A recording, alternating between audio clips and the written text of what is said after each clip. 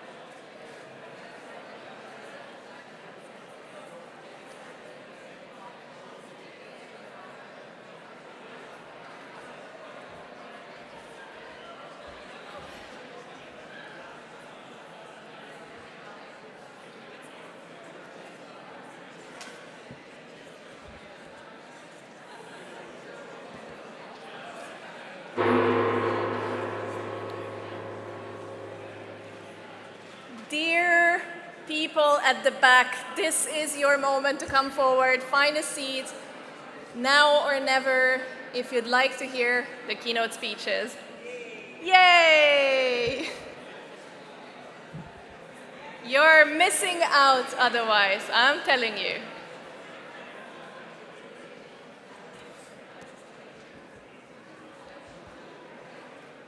Hi.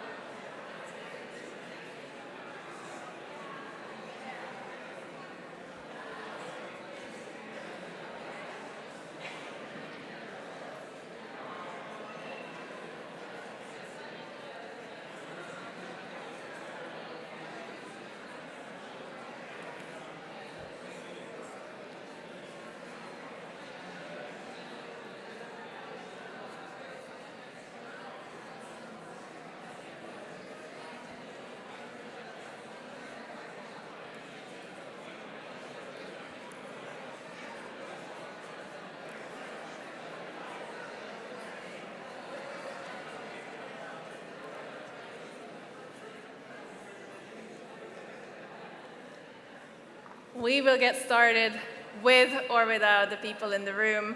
If I may ask the people to some volunteers to close the curtains. If you're not in, you're going to be missing some really nice welcome speeches.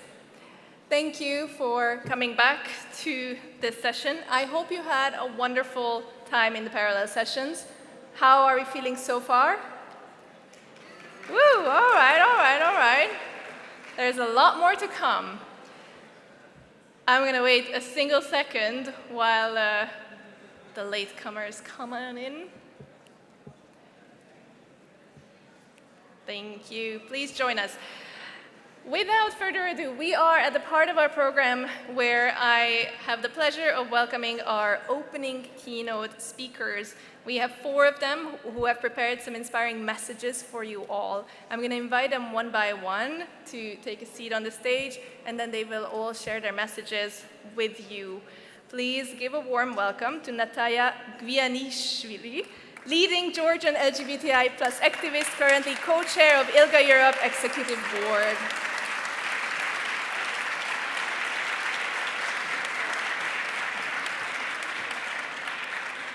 Parasto Hakim, Afghan education advocate, founder of SRAK underground homeschools and online university across Afghanistan.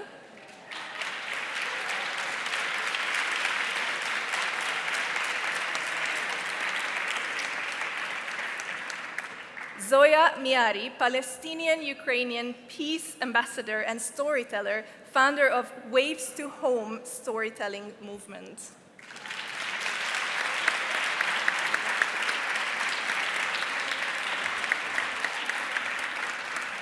And last but not least, Dobrica Veselinović, member of the Serbian parliament and founder of Presidency of Green Left Front.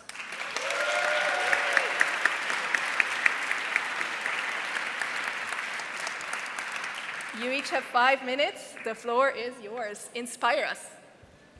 No pressure. Let's see. Microphone adjustment is needed because I'm always the shortest person in the room. Hi, everyone. This year marks 21 years since Georgia's Rose Revolution and my very first protest as a student. I remember being filled with hope for an escape from political stagnation and a path to a brighter future. My generation, shaped by war and poverty, believed we deserved better and that we could build a state centered on human dignity.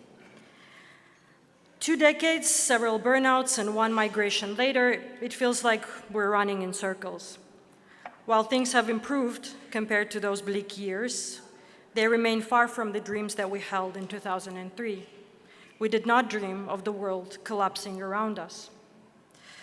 Our adulthood has been defined by constant struggle against greedy politicians and attempts to shed the colonial legacy left by Imperial and Soviet Russia, a legacy that Kremlin continues to impose through missiles and disinformation.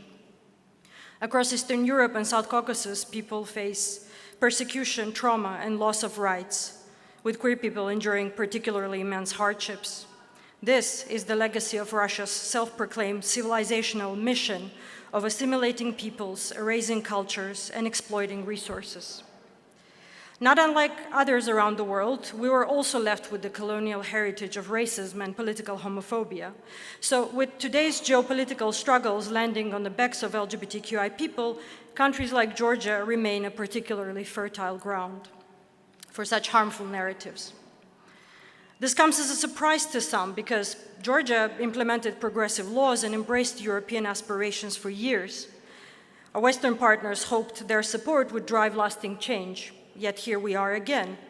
Elections rigged, institutions controlled by a single party, and anti-discrimination laws coexisting with policies in essence banning the existence of trans people and restricting our freedom of assembly and expression. All this while the country is sinking deeper into pollution and its people into illness and poverty. How did we end up here? Through compartmentalized perception of what change and progress means in the face of backlash and malicious external forces, among other things. As my compatriots and friends return to the streets to protest, one image lingers in my head. In September, villagers from Shukruti, near a mining town of Chiatura, staged a hunger strike outside Georgian parliament.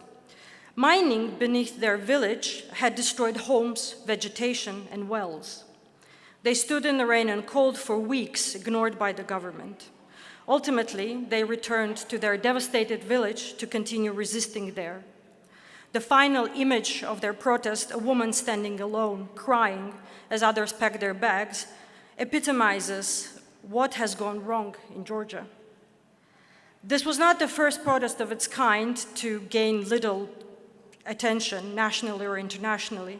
Similar stories of queer poverty and violence, femicide, workers' exploitation, destruction of green spaces, and child hunger are often ignored. For years, development efforts in Georgia focused on legislation and institutional reforms, while overlooking interconnected oppressions and the impact of predatory, extractivist economic policies. For years, the importance of investing in education and opinion building to increase social cohesion has also been underestimated. Our country now resembles the cracked houses in Shukruti village, a fragile facade hiding deep structural damage. Most of us continue to turn to Europe for a helping hand, but what does Europe or the EU truly represent? Is it a diluted vision where leaders like Orban can pick and choose their commitments? Or is it a promise of inclusion, equality, environmental and economic prosperity for all? I believe that many across borders share the latter vision, and this is where we must direct our solidarity building efforts. It is both this answer to this question and the sense of growing consensus within the Georgian society that keep me hopeful. Those of us protesting current developments understand the crucial intersection of different struggles. Over the past years, increasing awareness of environmental devastation has inspired queer and feminist activists from across Georgia to stand in solidarity with communities fighting against predatory investment projects that threaten their livelihoods. These people may not fully understand us as queers, but they're open for dialogue and appreciate the support. There is still much room for growth, but the spark of change is already there, and it is bright.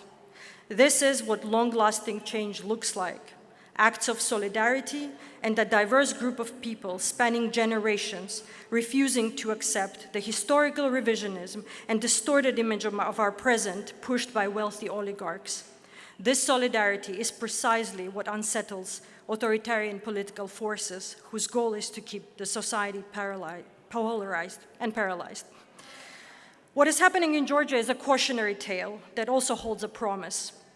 We undoubtedly live in a polycrisis world, and it is crucial that the EU resist turning inward and isolating in response to current challenges. Connection and solidarity are imperative for our mutual survival and ensuring a brighter, greener future. There are lessons to be learned. Long-term change cannot be achieved through surface-level reforms or selective partnerships. It requires investing resources and efforts in people and civil societies. It needs a deep understanding and support of grassroots movements, especially those mobilizing marginalized communities. LGBTQI people have been a footnote for a very long time, but we always take the first hit. And we are one of those movements that hold the key to dismantling systemic oppressions and creating sustainable progress and systems capable of withstanding future crises. We need the EU to affirm its role as our partner in progress, championing dignity and equality. We need our European friends not to be afraid to do things differently and embrace the discomfort that often comes with learning. And perhaps, after all, we can continue to shape the vision of Europe where we can all thrive together. Thank you.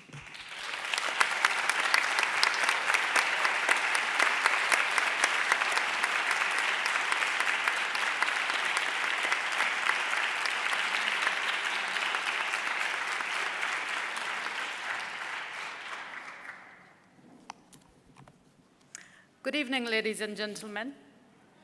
I think I have to raise them a little bit. Not to show that I am tall, but just to show off. First of all, thank you very much for inviting me and giving the platform for us, because today, in today's world, many things are happening, and we, people from Afghanistan, need to be in platforms like that to speak about what is happening to us. So today, as we are all gathering here, speaking and sharing this beautiful moment and contacting with each other, girls inside Afghanistan and people inside Afghanistan are bravely going to the secret schools, sitting on the ground and eagerly studying because they want to change their own future. Ladies and gentlemen, while I am trying to tell you the stories of these young, brave girls and women, I do not want you for 1 second, as they requested me to ask you, to feel that we are a victim, because we want to change, because that is the only way that we can do by these secret schools that we have made. When the Taliban took over in 2021, I have made a call to a teacher who was running a school with 8 students of herself in a very rural district of the capital, Kabul. The next day I met her and I wanted to just give her a small donation so that she can run the school. But after that, I have been tied with this process. Now we have 2,000 students.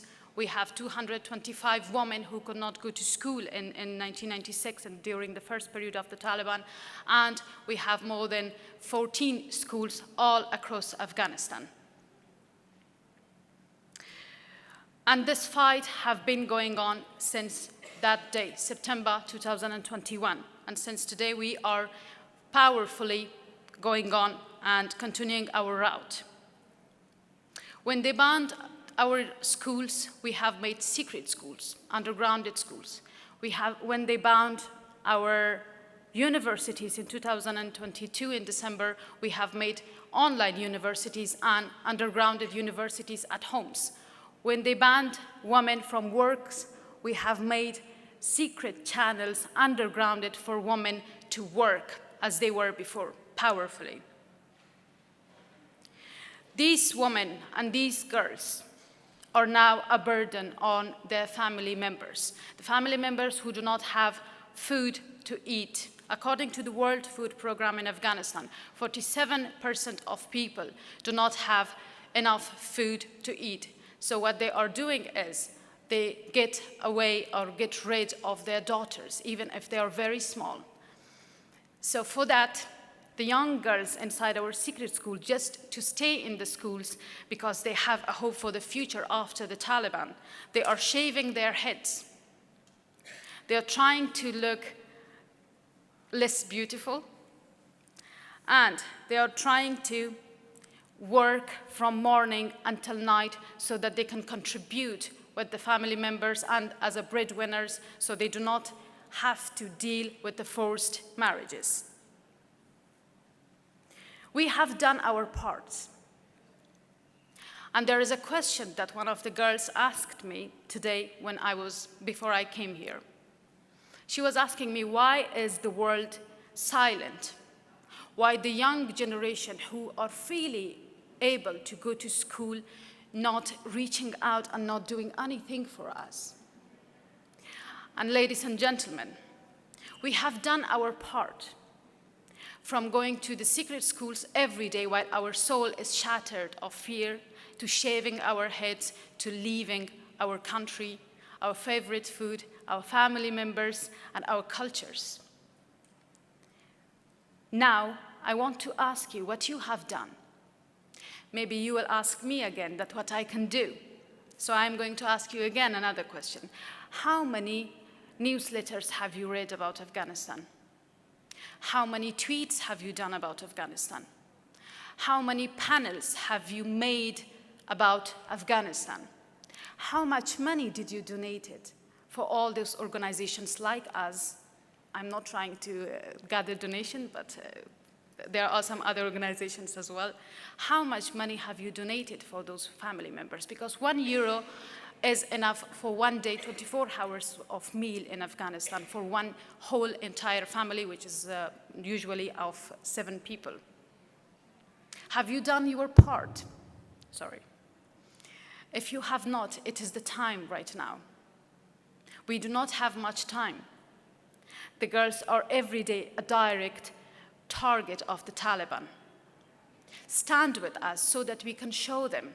They cannot tell us what I can do, with myself, with my clothes, with the way I am, and they cannot decide for me, for my education, for my work, for my outfit, just because I am a woman. Thank you.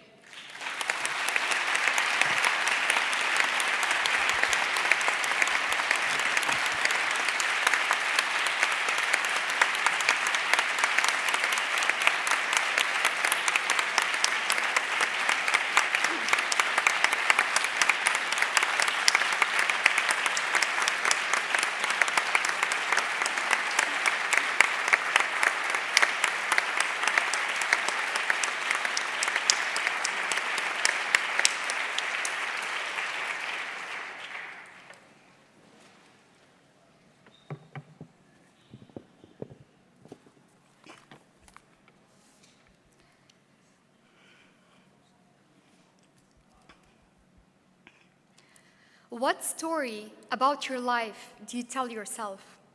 Is it a story of freedom or a story of victimhood? I keep wondering about the story I tell myself as half Palestinian and half Ukrainian who grew up in Lebanon. As a child, I always wanted to be the human carrying the message of love and peace, but my reality was totally the opposite. I was raised in a Palestinian refugee camp in Lebanon within a community filled with violence and ongoing conflicts. People would get killed intentionally or accidentally, and we would always hear gunfires, bombings, and shootings. As a child, I was ashamed because I had to live in a single room with my whole family for the first 15 years of my life.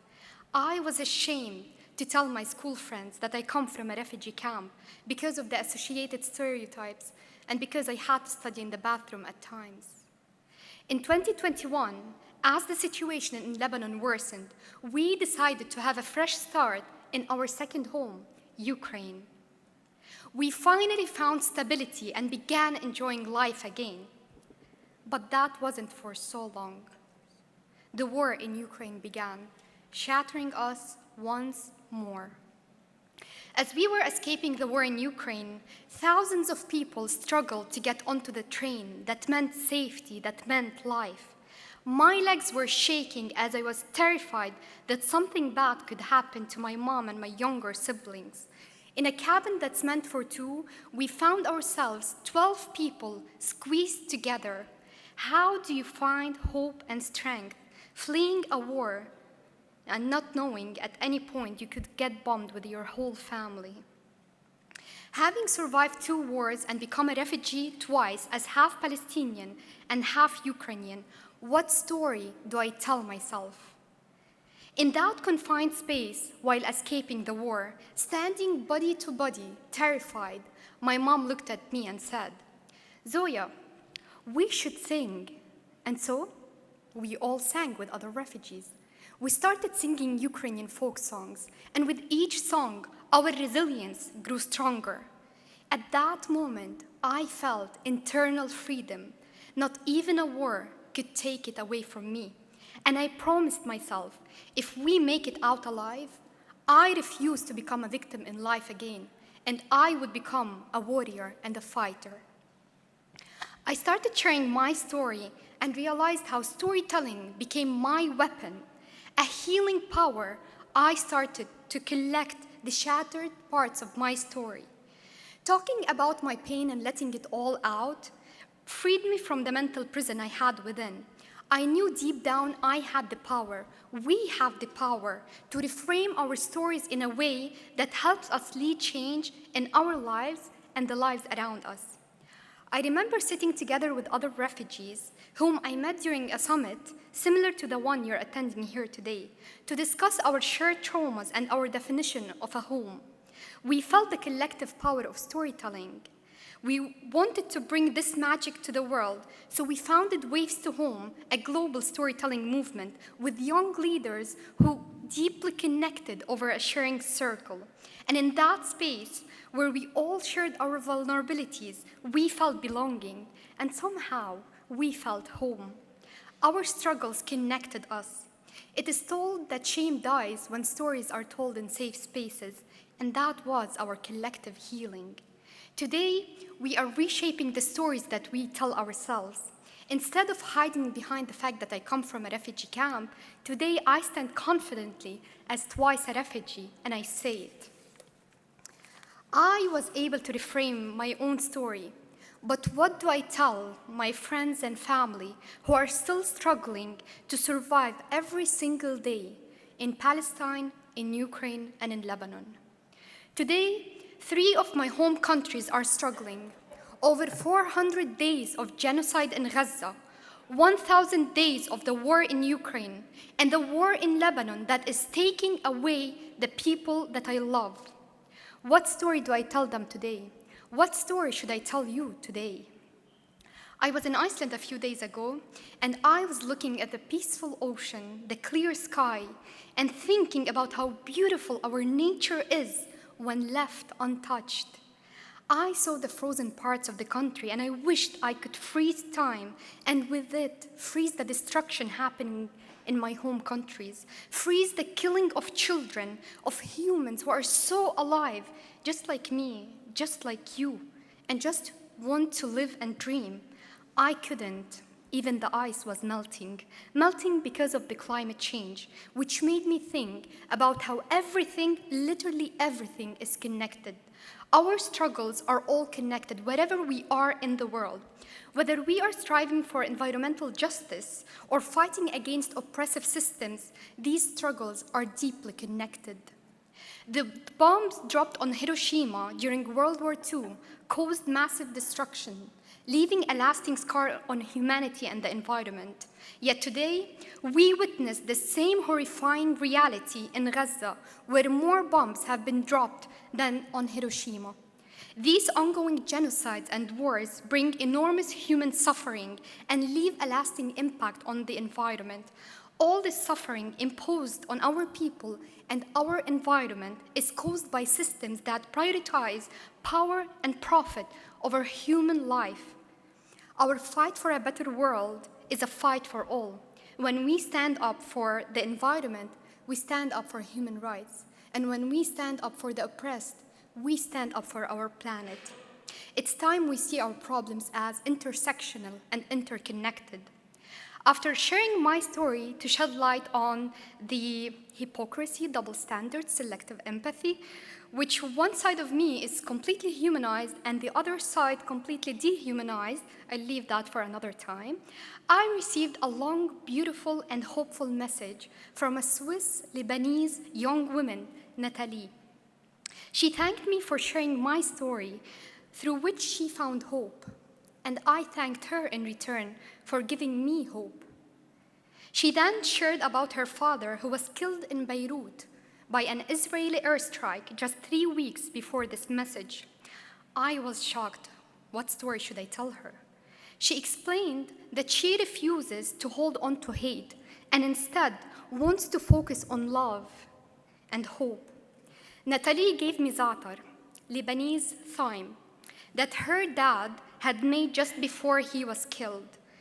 And she has written here, for Zoya, from Nathalie and her killed father, Salah. We cannot choose what happens to us, but we can certainly choose how we react to it. And that choice will make all the difference.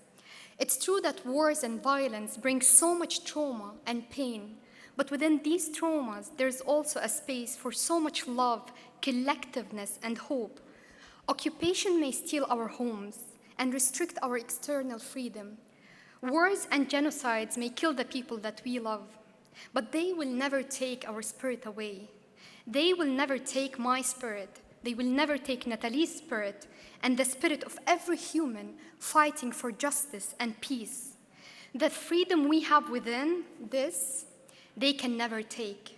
Nothing could stop us from being full of life and full of stories.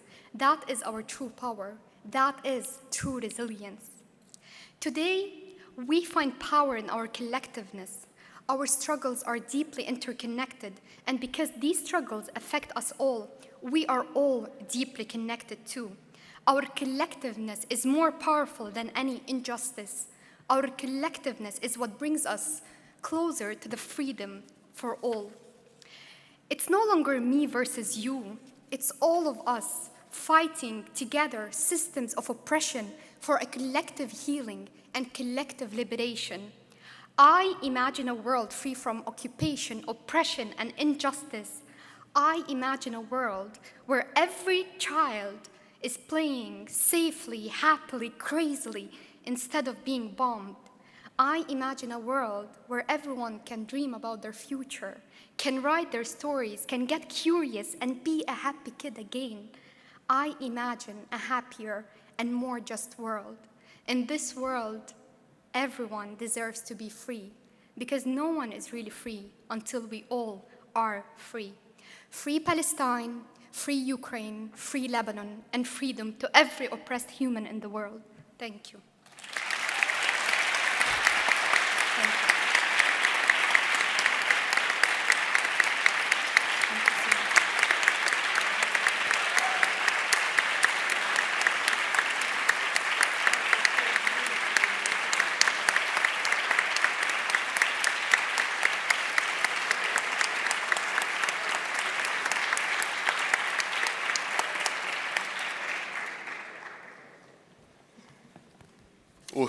It will be very hard to talk after this inspiring speeches, and thank you all for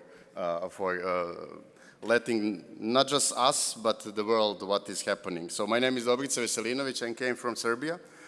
We just came from the protest in our country, which is happening because roof over the railway station in Novi Sad, the second biggest city in Belgrade, collapses and killed 15 people on an ordinary day, which were waiting for a train. But organizers tell me to be energetic and optimistic.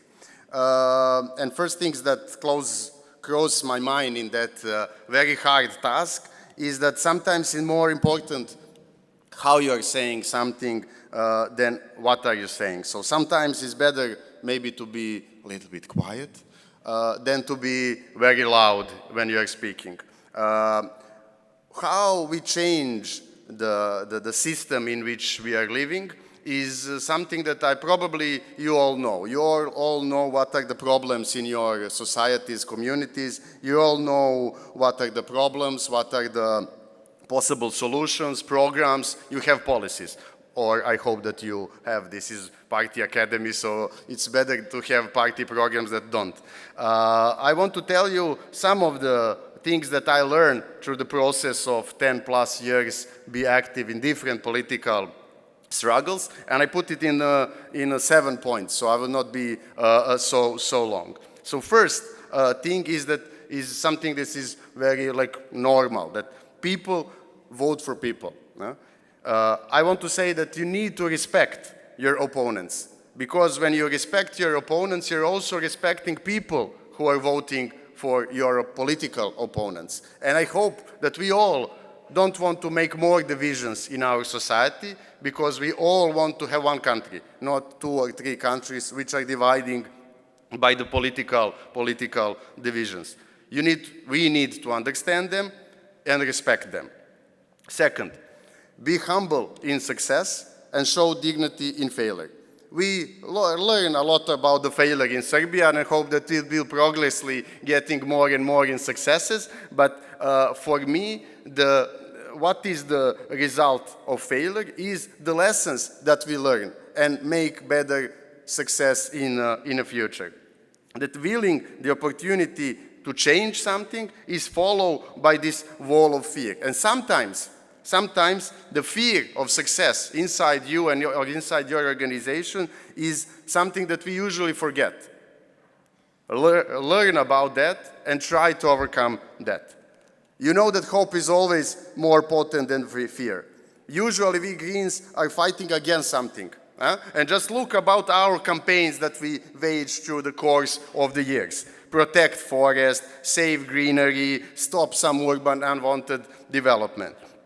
There is this huge potential in the changing the narrative, and I think there is so much nice, progressive, innovative solution to crisis to our world is facing now. So we are protesting in Serbia a lot, And usually when we are protesting by night, which is most potent time to protest because there is a lot of energy, and I come later to energy, we are saying they are the darkness, we are the light.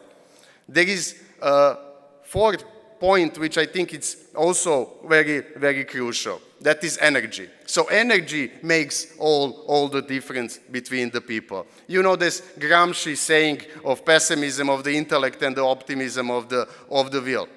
But when we are doing something, we are basically want to show how we are energetic in it. Nobody wants to see gloomy, nervous faces advocating for some politics. So never forget to smile and to joy and to radiate that energy when you are on stage or between the people. For me, the energy is connected with care. It is connected with how much we care about our goals, our policies, and our ideas. Is this something that we are doing because we are loving to do it, or we are loving to do that? I think that is connecting with the energy, and it is connecting with the care. For me, everything is in the details. So details. Some say the devil is in details. Somebody in my party are saying that I am for toilets and for greenery, because I am thinking that never forget this cumulative effect of fixing the small things. If we all fix and clean what we can, don't leave it behind, then everybody will profit for it. Sixth is embrace and change culture.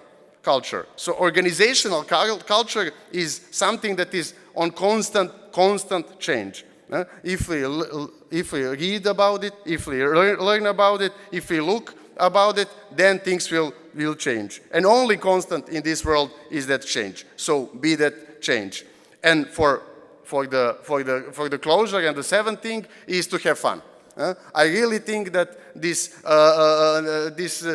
if I cannot dance to it, it's not my revolution, has something in it. And this Green Academy, I think it's a good opportunity to learn from each other, to empower each other, but also to have a little bit fun in the evening. And with that notion, I leave you to the rest of the programs, and thank you.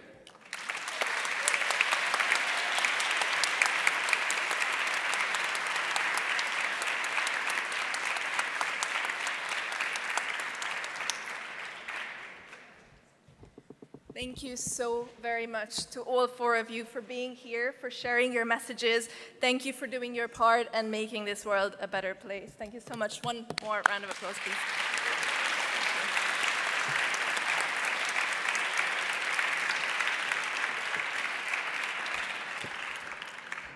These stories, these messages remind us that the EU needs to lead by example. We need to stop looking inward only. We need to look around, look at our surroundings. A green transition is one that takes into account the rest of the world. I want to leave you 2 minutes to turn to your neighbors, because this was a lot. Share whatever's on your mind. You have 2 minutes, like in the beginning with the speed dating, whatever resonated with you, and then we will continue with the plenary. If you need to do this standing and also doing a little bit of movement and dancing to the revolution, this is also your moment. Go ahead.